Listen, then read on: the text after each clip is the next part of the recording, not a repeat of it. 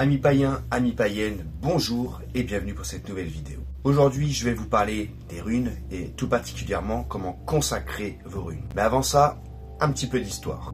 Les runes sont un caractère alphabétique vieux depuis un paquet d'années. Alors on pense que ce seraient les Scandinaves qui les auraient inventés, mais pas du tout, car on a retrouvé des traces de runes qui sont en fait bien antérieurs les Scandinaves et les Vikings. Donc comme je le disais, c'est un caractère alphabétique en fait qui sert tout simplement à écrire. Donc on a pas mal d'écrits en runes. D'après les mythologies nordiques, ce serait donc le père de toutes choses, Odin, qui aurait trouvé les runes lorsqu'il s'est pendu à l'arbre Yggdrasil et transpercé d'une lance dans le ventre. C'est alors que les runes lui seraient apparues. Alors, dans les mythologies, les runes ont un caractère magique, un caractère ésotérique. Alors le mot rune ou rune, on ne sait pas vraiment ce qu'il veut dire. On suppose qu'il pourrait venir du mot chuchoter. Avant ça, on a cru comprendre qu'il voulait dire crier. Donc entre crier et chuchoter, c'est quand même l'inverse. Il pourrait bien aussi vouloir dire le mot secret. C'est là où c'est très intéressant car les runes cachent peut-être un secret ou tout simplement qu'elles pourraient révéler certains secrets. Alors on se sert parfois des runes pour faire de la divination. Certaines personnes ont du mal avec ça car pour eux c'est très néopaganisme, c'est très New Age et donc voilà, certaines personnes ne veulent pas entendre parler de divination avec les runes.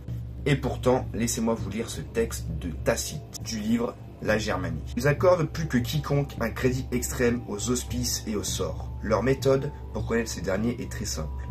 Ils coupent en rameaux sur un arbre à fruits et ils le débitent en bûchettes. Puis avoir marqué celle-ci de certains signes distinctifs, ils les jettent pêle-mêle sur un tissu blanc, au hasard et de façon aléatoire. Ensuite, le prêtre de la tribu, dans le cas où la consultation est officielle, ou le père de famille en personne si c'est le titre privé, invoque les dieux et tourne ses yeux vers le ciel et prend une, puis deux, puis trois, puis interprète en fonction des signes gravés au préalable sur chacune.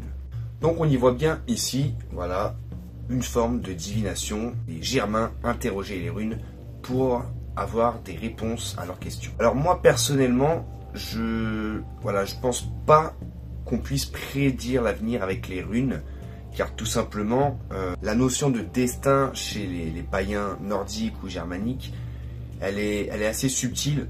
On ne pense pas que notre destin est écrit. On ne pense pas qu'on est destiné à faire ceci ou à faire cela. C'est un peu plus subtil que ça. On a effectivement une notion de destin, mais qui est changeant à chaque choix que l'on fait ou à chaque personne que l'on rencontre, parce que les destins s'en mêlent et s'entremêlent, et forcément le destin est changeant. C'est pour ça que on ne peut pas, avec un simple lancer de runes, savoir exactement ce qui va se passer. Cependant, pour moi, les runes est un outil qui permet de discuter ou d'avoir des informations auprès de nos dieux, auprès des Norns, auprès des esprits, etc. Voilà, c'est un petit peu, je dirais, comme une planche de Ouija chez les gens qui pratiquent. C'est vraiment un objet qui va nous aider à discuter. Les runes sont des caractères sacrés, des caractères magiques qui sont tracés et qui sont chargés d'une énergie. Il y a quand même une grosse forme de fétichisme dans tout ça. Le fétichisme qui fait partie quand même du paganisme. Donc c'est le fait en fait d'avoir un objet quelconque, une amulette, un gris-gris, qui est chargé d'une énergie, qu'elle soit protectrice ou qu'elle soit maudite ou c'est vraiment quelque chose qui est chargé d'une énergie. C'est là où je veux en venir, c'est que les runes, donc le tracé, le symbole, est chargé d'une énergie. En l'occurrence, on pourrait parler, je sais pas moi, de Ansus. Donc Ansus qui représente la lettre A ou le son A, cette rune est chargée de l'énergie, de la discussion, de la parole, du souffle. C'est une des runes d'Odin. Cette rune va avoir des propriétés magiques liées à la discussion, à la parole sacrée, dans l'idée. On a aussi la rune Tulisas, donc l'une des runes de Thor ou l'épine, qui elle va être chargée d'une forme d'énergie protectrice, naturelle. Toutes les runes ont une énergie bien à elles.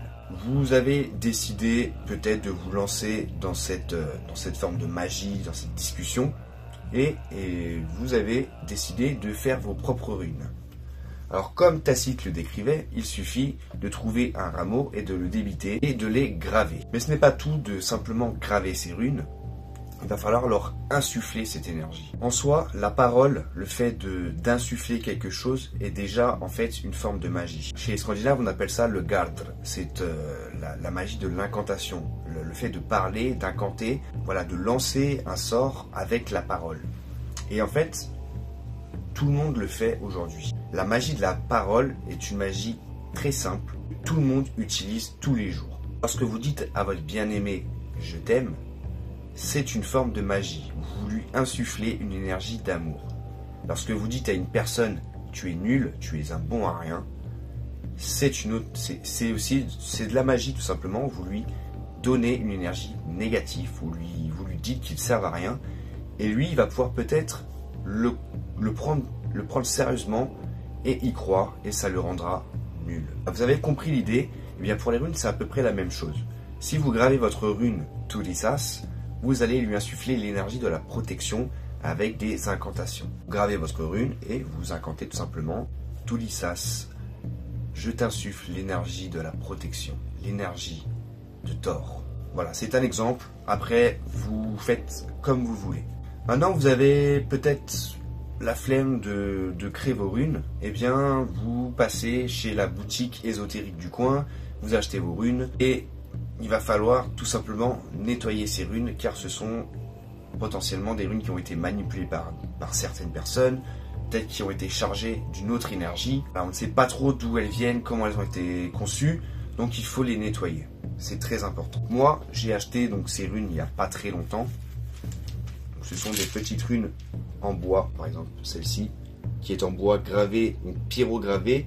Pour moi, voilà, ces runes, elles sont soit au meilleur des cas, elles sont vierges, soit au pire des cas, elles sont chargées d'une énergie que je n'ai pas forcément envie d'avoir. Donc il va falloir les nettoyer avec de la sauge. Ce que je vais faire là, c'est prendre un petit filet, voilà, qui va laisser passer la fumée. On referme, on prend notre beau briquet de Odin et allumez votre bâton de sauge. Alors la sauge, c'est un peu l'herbe du païen, hein. C'est dans tous les rites, dans toutes les cultures, la sauge est beaucoup utilisée. Elle a des propriétés nettoyantes, voilà, elle nettoie les énergies.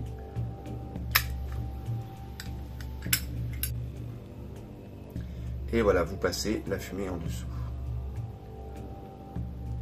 Donc mes runes sont à présent nettoyées. Il faut alors leur insuffler leur énergie originelle. Je ne vais pas le faire devant vous parce que c'est quelque chose d'assez personnel, on va dire.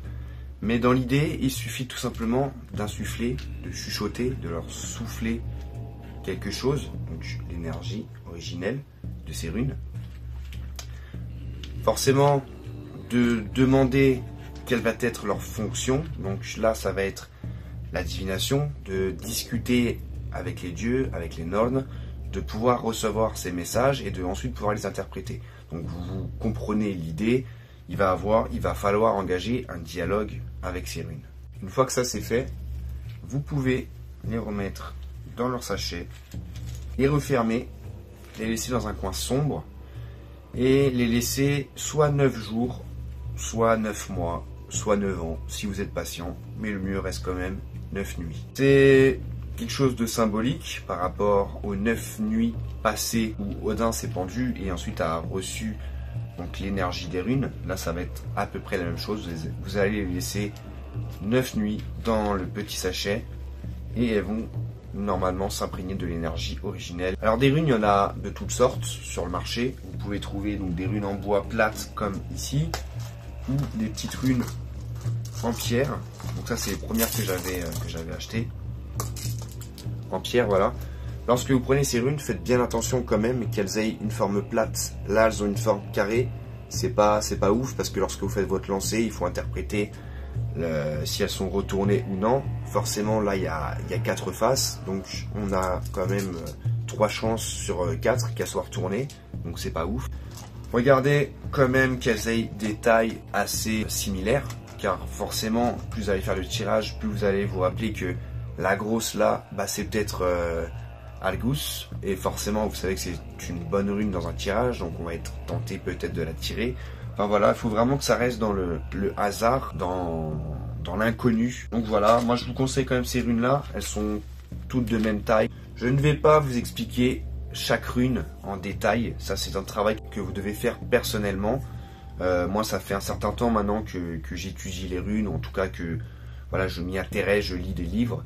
Dans chaque livre que j'ai pu lire, en fait, l'interprétation d'une rune diffère énormément. Il y a globalement une idée qui en ressort. Moi j'ai reçu l'oracle viking il y a déjà que 4 ou 5 ans je crois maintenant. C'est comme si elles étaient venues à moi, on me les a offertes par des gens auxquels je n'y attendais pas du tout. Vous recevez en fait des cartes comme celle-ci.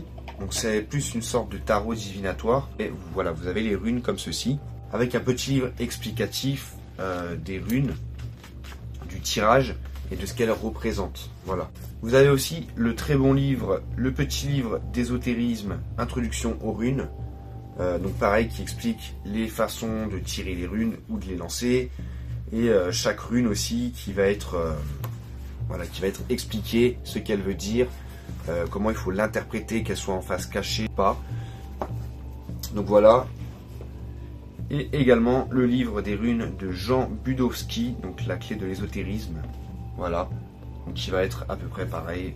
Chaque rune est expliquée. Et voilà. Et c'est bien d'avoir plusieurs sources. Donc notamment moi je fais avec ces 3 bouquins.